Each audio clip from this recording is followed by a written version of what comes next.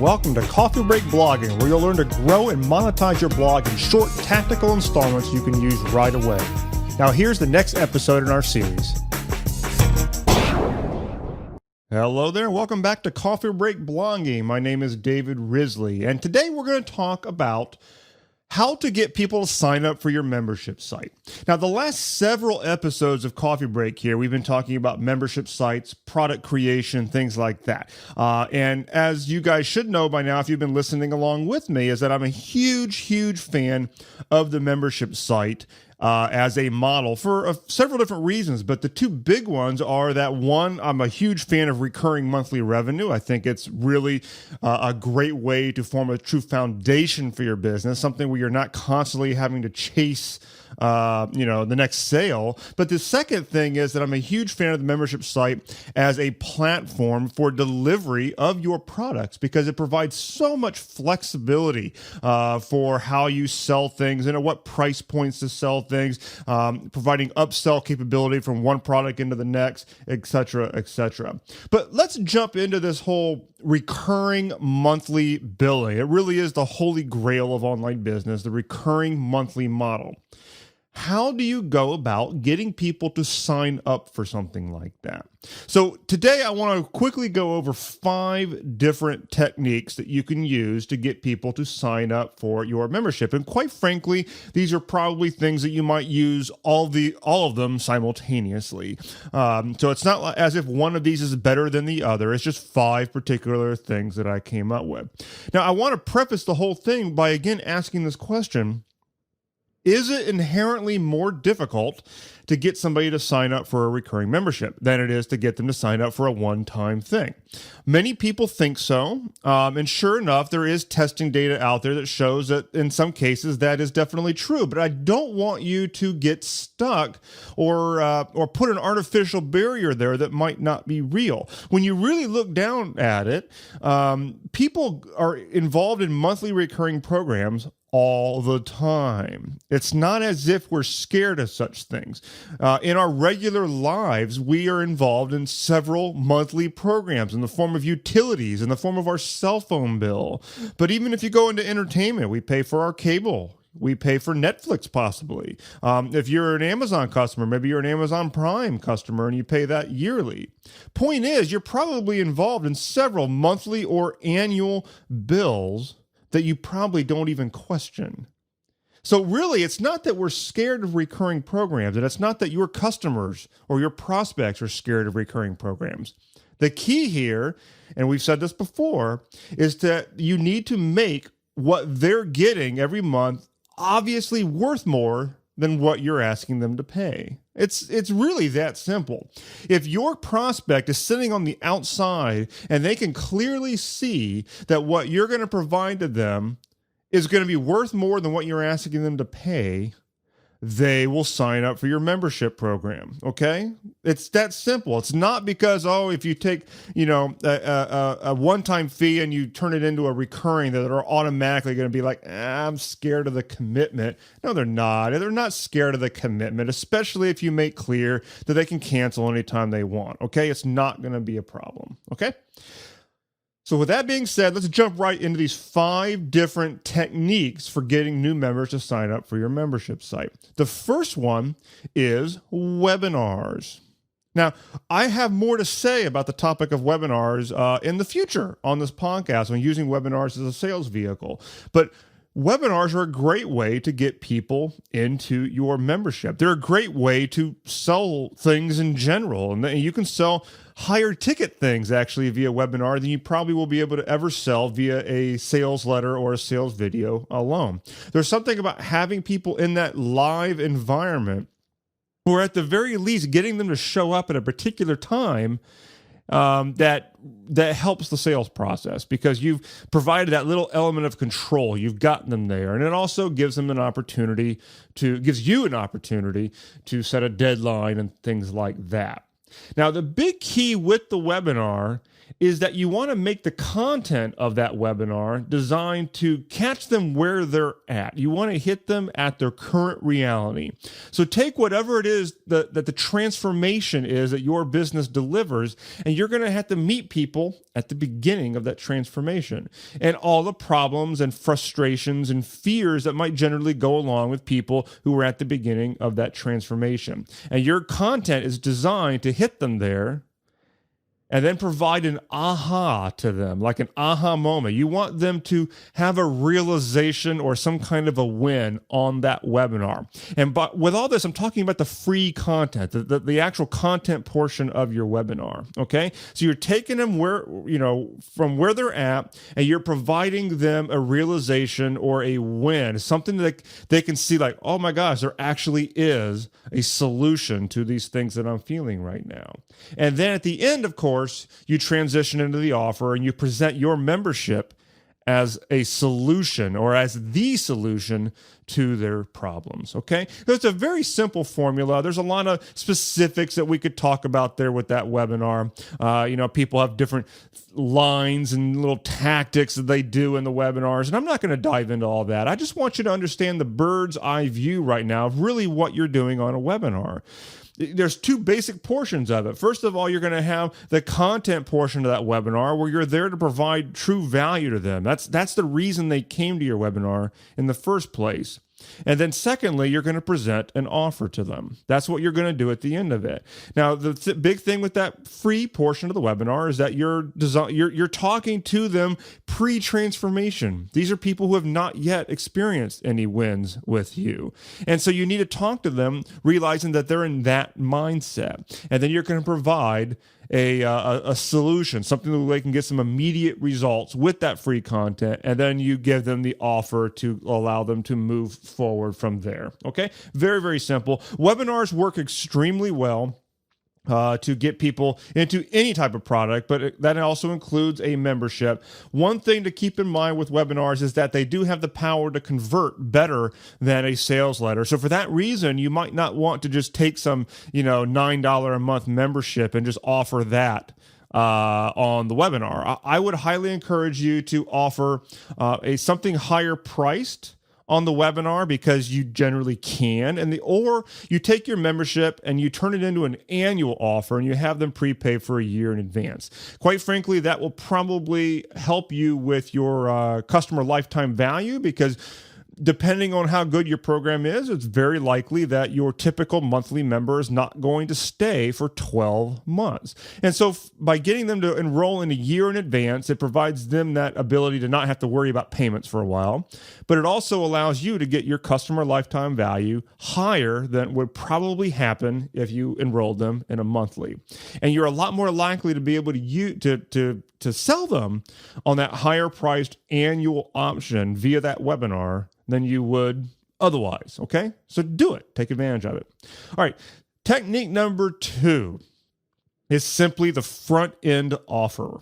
Now, this is something that I talk about on the blog profit funnel. And we've talked about the funnel before here on this podcast. And I have a full action plan on creating your own blog profit funnel. And that's inside the Blog Monetization Lab at blogmonetizationlab.com. But basically, it's a simple sales funnel where the membership offer is going to be essentially your core offer. But before they get to that point, you're going to offer them a front-end offer, something cheap, something impulse buy-ish, okay? So you're going to get them into a lead magnet, get them onto your list, and then you're immediately going to present them a front-end offer, okay? And then if they take you up on that front-end offer, then you present the membership. So it's a way of transitioning them into the membership rather than going right for it. And I find in my business it works pretty well. Now, I've recently made some changes to my own presentation of my membership that it has definitely increased conversions. And we can go talk about that a little bit more later. But, I have a more developed sales section of the Blog Marketing Academy that talks all about the Blog Monetization Lab. And right now it's converting pretty well for a sales letter. But I also have funnels in place behind lead magnets that give a front-end offer first, and then if they say yes to that, they're presented with an opportunity to enroll in the full lab. And the way it works with me is that I actually splinter off action plans from the lab itself, and I make that action plan available as a standalone purchase, okay? And I price it low. It's actually these action plans are more valuable than what I ask people to pay on the front end. It's typically $7, but I typically say for a lot of consumer markets that something less than 10 is generally good. We want it to be at a price point that they generally don't need to think about it very much. They're not worried about risk or anything because it's such a small amount of money. And the whole idea there is that we turn them from a prospect into a customer, even a lower priced customer, that's fine. And then from there, once they have that one action plan, the way that I pitch the next offer is that, hey, you want the rest of these action plans? Here's an opportunity to unlock all of them right now. And that's essentially the way that I pitch the lab to them in that funnel. So that's a really clean way to get people into your membership as well, is to splinter things off out of the membership, sell it individually as a front-end offer, and then on the back end as an upsell, you offer the full membership to them if they say yes to that front-end offer, okay? Technique number 3, and I'm not doing this now, but I have done it before, and that is to position your membership as a payment plan rather than an ongoing monthly program.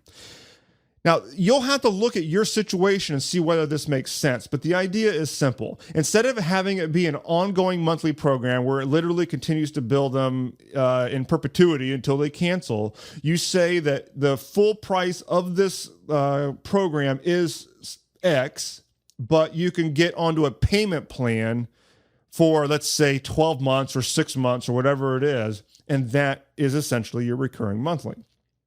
So it is different. It's basically a positioning difference. Instead of it being this ongoing monthly, you're basically taking this full course. That's what they're buying, this full course. It's worth a certain amount of money. And instead of them paying you all up front, which you do want to offer that as an option, you instead offer a payment plan. And essentially, that payment plan is a recurring monthly program. Okay. Now, very often you can actually ask for more money every month than you would usually be able to do with a standard monthly program, because they realize that this is a payment plan. They are making payments toward a full priced course that will eventually come to an end. I used to do this with the a very early version of the Blog Monetization Lab, before it was even called the Lab. And it was a 12-month payment plan, essentially, where they would be billed for 12 payments over the course of a year. And then when that came to an end, they were done. No more payments at that point. It was essentially a lifetime membership. And so that's just a way that you could explore doing it. Depending on the nature of your product, you can say, even if your course is really valuable, let's say full price is $1,000, but then say, well, if you don't want to pay $1,000 a day, you can make 12 payments of 97, just off the top of my head. Now, they're paying more to you if they break it up into the payment plan, but it's easier for them in the short term, because instead of paying $1,000 a day, they paid $97. And then you're going to bill them $97 a month for the next 12 months. And then when they're done, they're done. They have lifetime access at that point. Okay? All right. Technique number 4. Now, this you're going to do no matter what, and that is simply to have blog call to actions into your membership. Your membership should be integrated into your blog so that people who are on your free blog content are going to obviously see that you have things available for them behind the membership login, okay? So one way to do that is to simply relate membership content to your blog post. And so, for example, if you go to any one of my blog posts at the Blog Monetization, at Blog Marketing Academy, and if you scroll down to the end of one of those blog posts, you're going to see related training from the lab right there. So if you're reading a blog post that has to do with product creation, you're going to see in the related action plans, you're going to see the product creation blueprint, which is a paid training action plan inside the Blog Monetization Lab. And so by doing that, it brings forth the relevant content from the membership to the person who's obviously interested in that topic because they just read a blog post and got to the end of it. And now I'm providing that as a call to action. They can learn more about it. Okay. Another thing that you could do is if your membership and your free portion of your site are all one and the same, then you can have your paid content show up in public so that if people who are not a paid member, they can see what's available to members. But of course, if they try to click on that, they're going to be presented an error message that basically says, hey, you're not a member. And of course, you don't want that to just be a block. It says, hey, you suck. You're not a member. Sign up now. You want to turn that error message into some kind of a sales call to action. Okay. So make it nice and clean and look nice. Don't just give them a big exclamation point and tell them how they suck. Obviously you're not going to do that, but you get my point. You make it make sense. I mean, my error message for the Blog Monetization Lab says a little thing at the top that says, don't, and it says, this is members only content, whatever. But then underneath that, I present the full sales message for the Blog Monetization Lab. Okay. So I don't want people to just run into a dead end. I want to give them a clear path to access what they just tried to access. All right. Okay, last one I want to talk about here. The last technique is that of trial memberships. Trial memberships. Now, there are different opinions about trials. Personally, I'm not a big fan of trial memberships, but I do also realize that in many other circumstances, trials have worked very well. So I'm only giving you my opinion here, and I don't want you to take my opinion as gospel. You absolutely have to try this for yourself. In my personal experience, when I tested out trials, they didn't work very well. I was getting tire kickers. I was getting people coming into the Blog Monetization Lab who weren't doing anything. And it was because they had no skin in the game. That's the thing. The people who pay the most to get into the Blog Monetization Lab always get the best results. And it's because they've actually invested in the outcome that they want. And so therefore they're more committed to getting somewhere with it. Those who just come in and they've paid just $1 to try it out for a few days, they don't really care what happens because they only risked $1. Okay. And so for that reason, I'm not a big fan of trials, but that was just based on my own testing.